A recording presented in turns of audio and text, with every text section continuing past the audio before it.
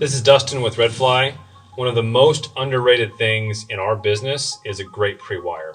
It's something that a lot of people take for granted and most companies don't execute well. It's also something that we are crazy particular about. So as you see all of our different lines coming through, we set preset bridle rings to allow us to have nice, clean wire paths. What's great about this, especially in this case, in this conditioned attic, we could come in here, adjust wires later. Even if there had been blown-in insulation on the ground, we still have access to all of our wires. The other most important thing is by getting up and high away from the ground, other trades aren't going to step on wires and damage them. And we also make sure we go high so that we don't get hangmans. We don't get a place where insulators are coming through and they're going to get cut in the neck and pulled over and those kind of things. Let me go downstairs and I'll show you the continued path of where this is going and what the details look like. So we transitioned from the attic where we talked about the bridle rings and how we run the lines up there. And what's going to happen with those lines is they're going to come down, usually an inside wall or some other wall, down into where our rack and home end place would be. So here's kind of a line wall that we'd call it. So where all the lines come down through, you can see how the zip ties are still lined up nice and even. Again, is that something you have to do? No, it is in the wall. You won't see it again, but it's the craftsmanship and the pride we take in even the littlest thing. And it just looks nice. It also keeps the wires nice and tidy.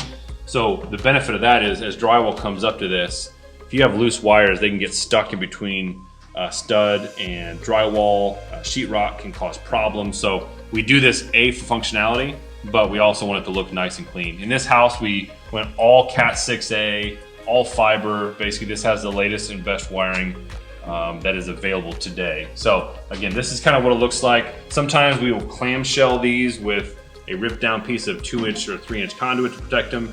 In this particular case, we just did our bottom and top plate protection for trim nails. We usually take videos and pictures and talk to the trim nailers about where that's going to be, so that's not usually an issue. In this room, we can talk about I can show you and talk to you about the lines and how we do them in a joist space. So we had the attic space, which is nice and open. This is where we have a floor and then a ceiling that kind of sandwiches together. You can see here, we still take our time and run all the lines in a nice grouping. So all the lines in that whole section all culminate to here and run in a nice trunk along the way.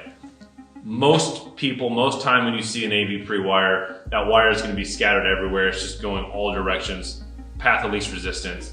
We are not about sloppy, we're about detailed and clean. It keeps wires nice and tight so they don't rattle around, but it also keeps them nice and organized so they're in a specific place away from electrical.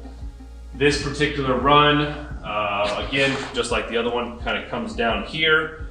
So that way we're trying to get all of our lines to line up so as we come into the rack room, everything can waterfall nice and pretty. I'll take you downstairs and we'll show you kind of how we finish this off.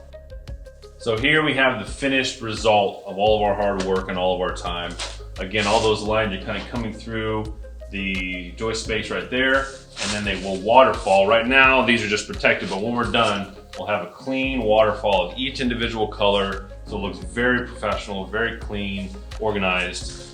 And this is all of the wire for this particular house. This house, we pulled over 40,000 feet of wire, over 8 miles of wire, which is, again, pretty amazing how much we did here. But you can see one other detail we take when we finish this. So we are not to drywall yet, but what we want to do is protect our wires, protect the cleanliness of them so they look nice, but also so they're functional. We don't have any issues with those, with our labels and all that kind of stuff. So we actually wrap each trunk individually.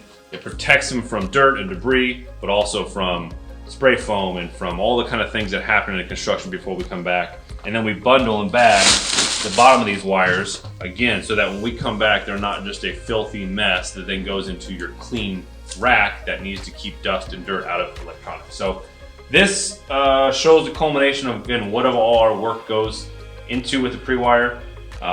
We take details that I don't think you'll find anywhere else, and that's one reason why we have stood out in our industry. So for more videos about our pre-wires, about some details of that, and everything else we do, check out our website and our social media.